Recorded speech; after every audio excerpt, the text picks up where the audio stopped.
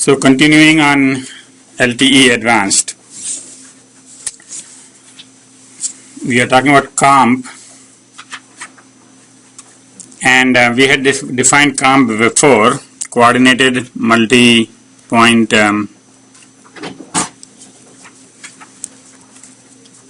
operation, where two neighboring cells we are coordinating and sometimes even sending a almost blank, no, this was not almost blank, but basically they are coordinating so that they don't interfere with the same UE which is at the edge. So same thing is done here, except that this is done with the small cell. So a small cell is just another cell, and therefore the two can talk and then do everything that the two neighboring cells can do. So for example, for that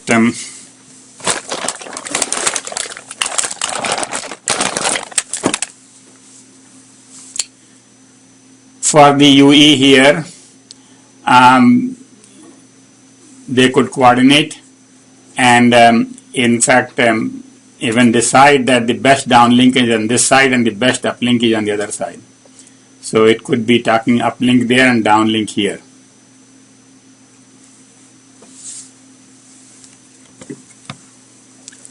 Okay, of course it could do both uplink and downlink from this one or this one, particularly since this is in the extended zone. So either the zone could be extended by the by the small cell, and or the macro cell could handle it directly. Okay, so all these possibilities are there. Any question about this? Then we go to multimedia broadcast multicast service. So this is for TV or any other kind of common thing which is broadcast. So if you're going to send something which is multimedia and which is broadcast, right, or multicast, it doesn't matter, broadcast or multicast, then basically what you do is you use this entity called multi-cell multicast coordination entity, MCE. And MCE then tells each of these cells that this particular video frame has to be broadcast at this particular time, and they will broadcast exactly at the same time, all of them. So regardless of which cell you are connected to, you will get the same TV. So what is shown here is that there is an IP network which sends the TV. It goes to EPC, okay, Evolved Packet Core, and from there it goes to this multimedia broadcast session to MCE, and MCE does the control part of it. Now that's another thing, the interesting thing to notice is that the data doesn't have to go through MCE. The data can go straight by the wired network to the base stations.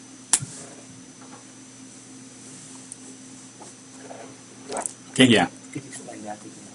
Yeah, so what I wanted to say was that when multiple base stations want to broadcast TV, they just need to know what time, right? The frames will come to them from the IP network directly, right? That timing is the control information. That comes through this special function.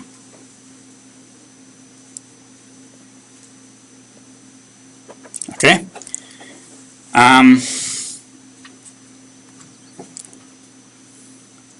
So actually, one way to redraw this would be to make solid lines for the data, which is this is solid line, and for the control to use dotted line, and then all of this will be dotted. Okay.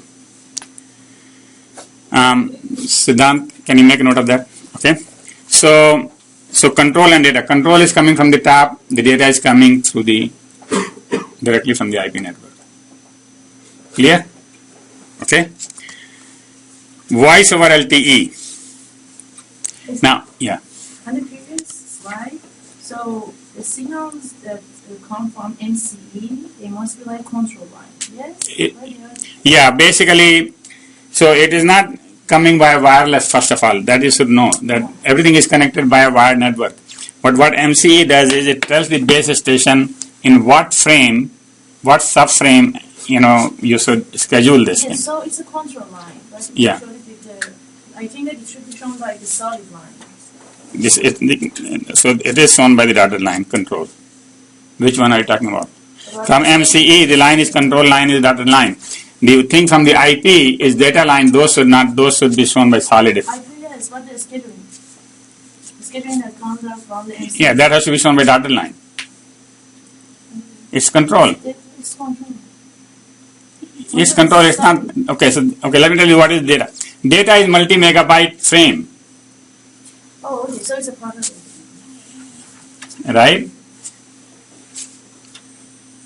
When you are watching TV, the data is the frame, right? And the control is simply what time.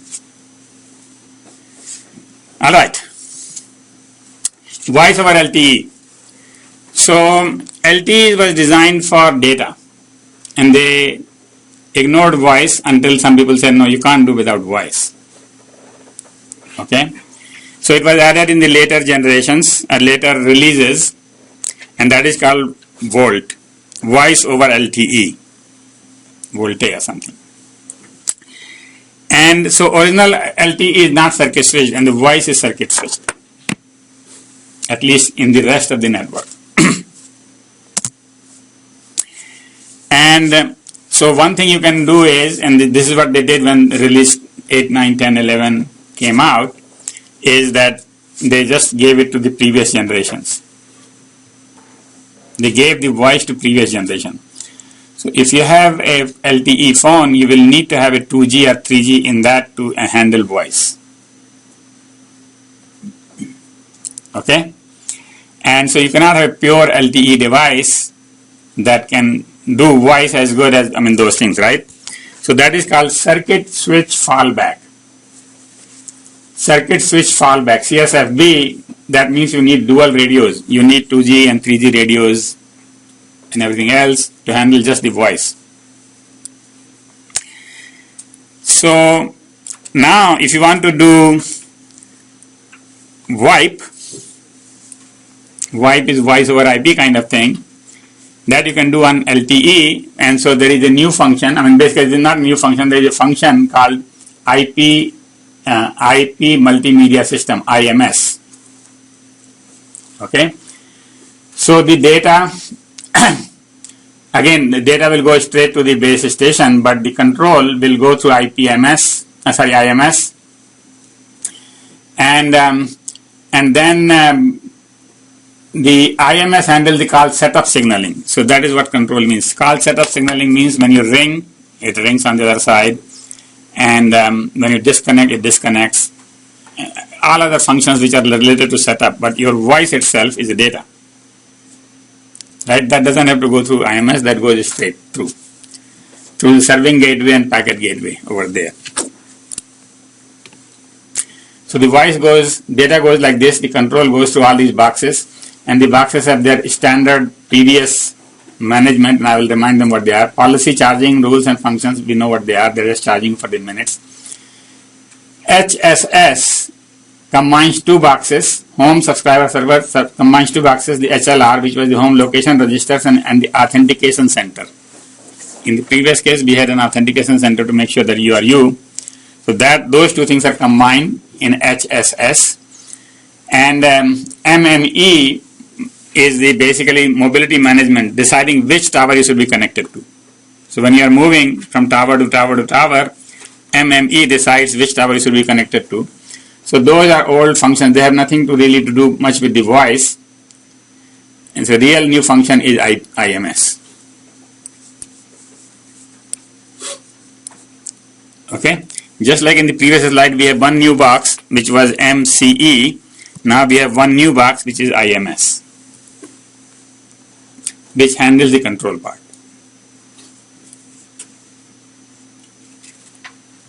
Okay.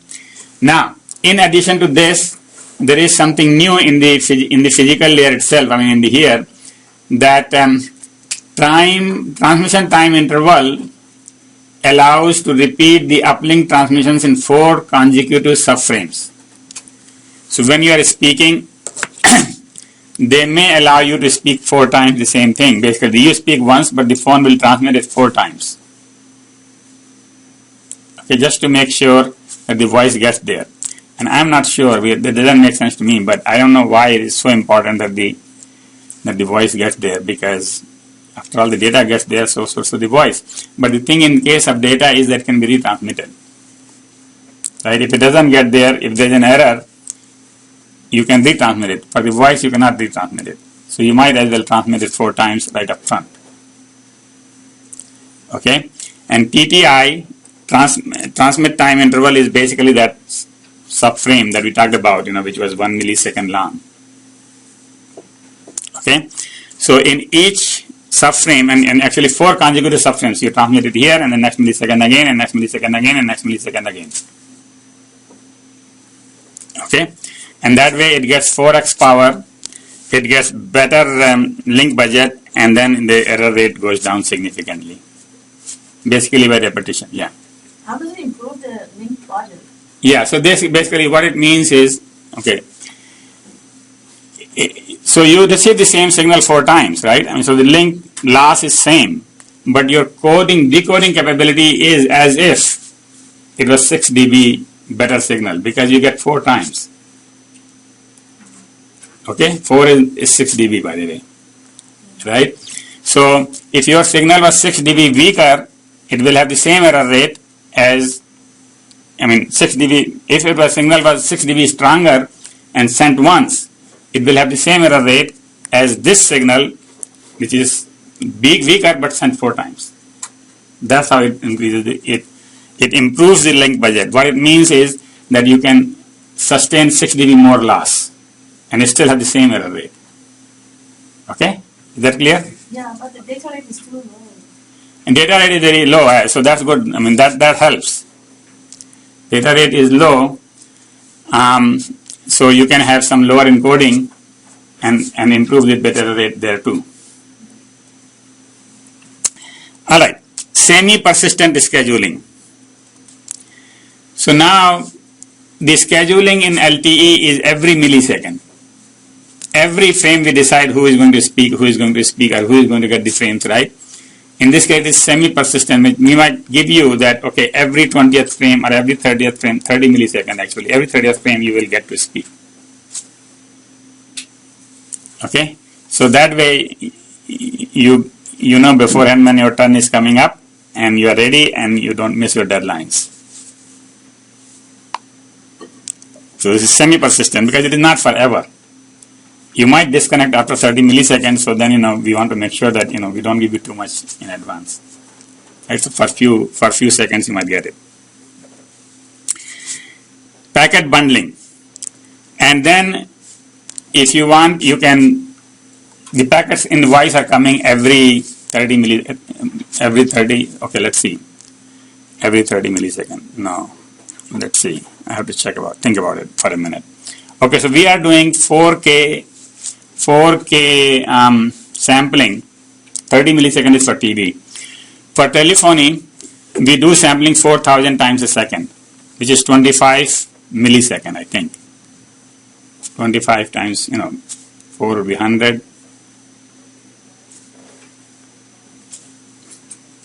So just think about it, 4,000 times a second. Okay, it is 1/4 of a millisecond actually.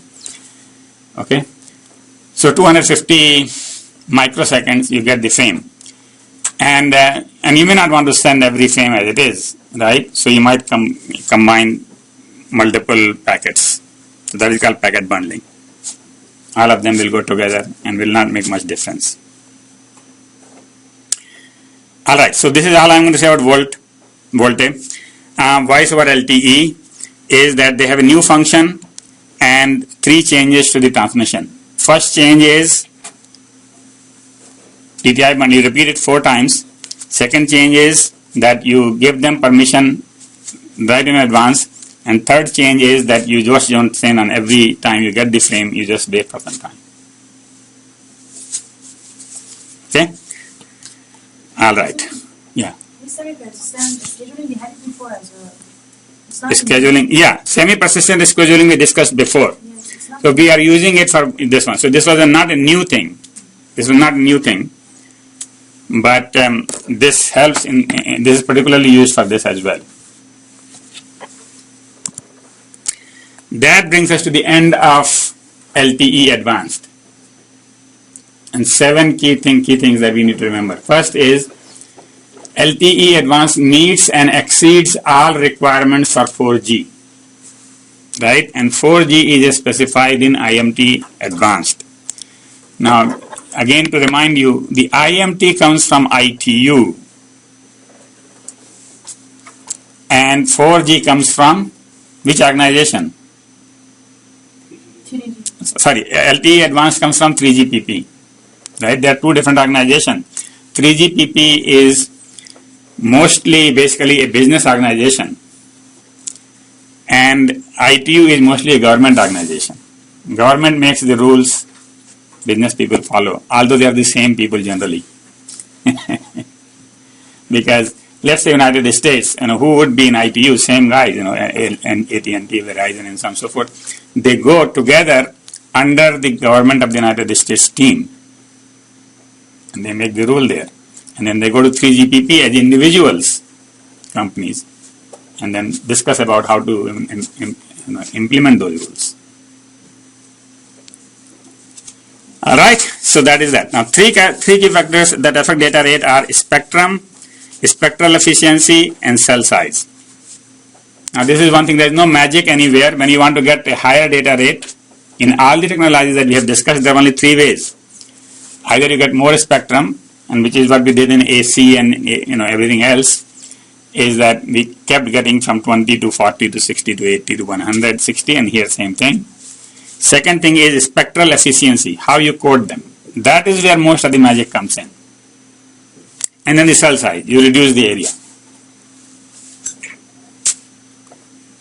Okay?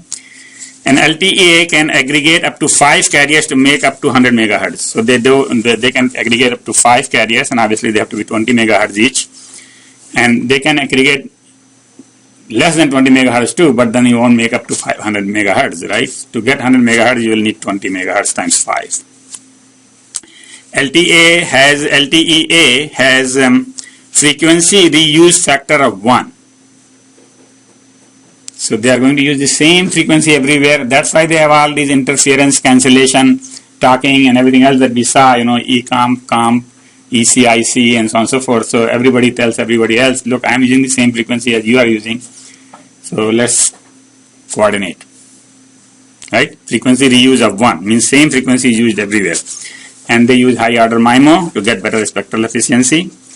LTEA relays nodes to cover remote areas and hot spots, and therefore it allows femtocells as well.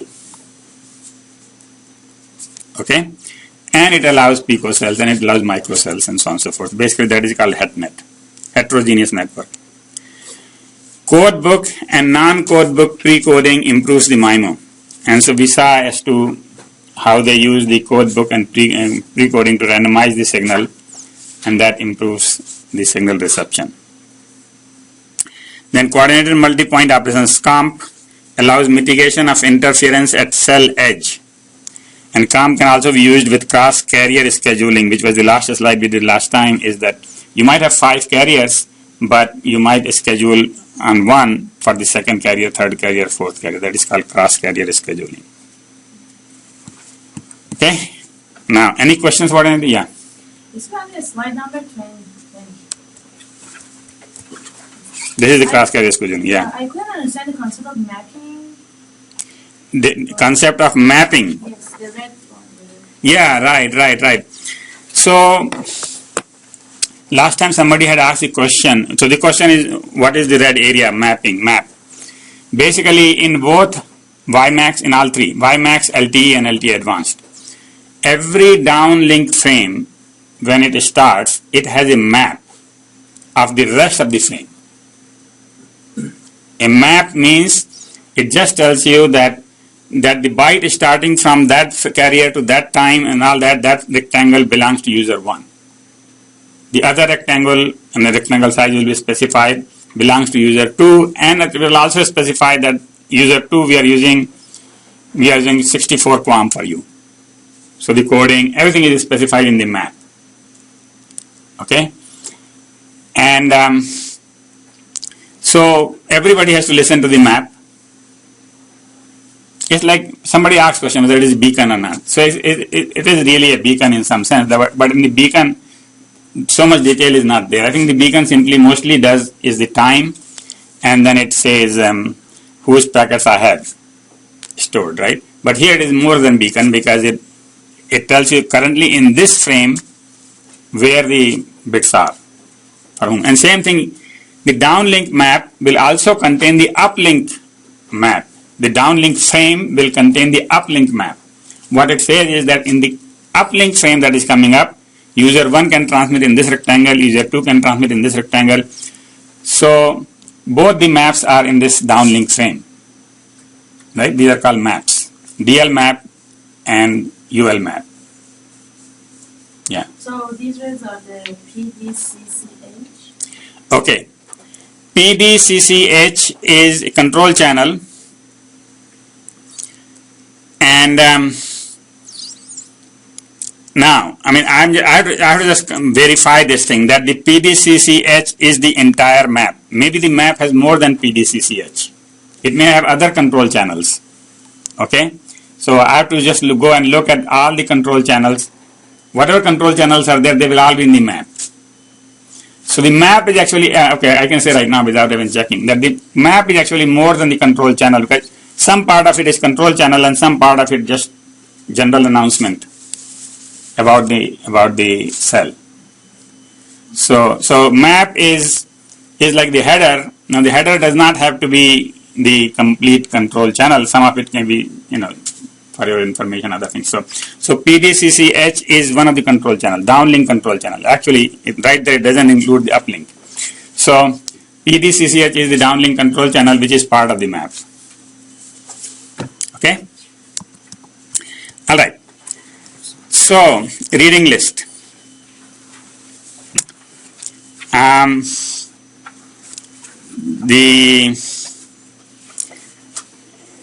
There are lots of books on LTE-Advanced. Lots of books, dozens of books. However, since we are not buying books here, so I just put these PDFs which are available for download and the Wikipedia links. And then there are books which obviously some of them are Safari too, and actually all of them are Safari here. So there is no shortage of books. Okay. Similarly on small cells, and then there are lots of specifications. Now you won't really need to read these specifications at all, but I just try to keep them together so that when I read it, I do read some of these specifications, by the way. So when you are going to work in this area, you probably will need to read them and you will need to find where they are, right? But right now you can just do with the articles that I have mentioned, and that should be sufficient.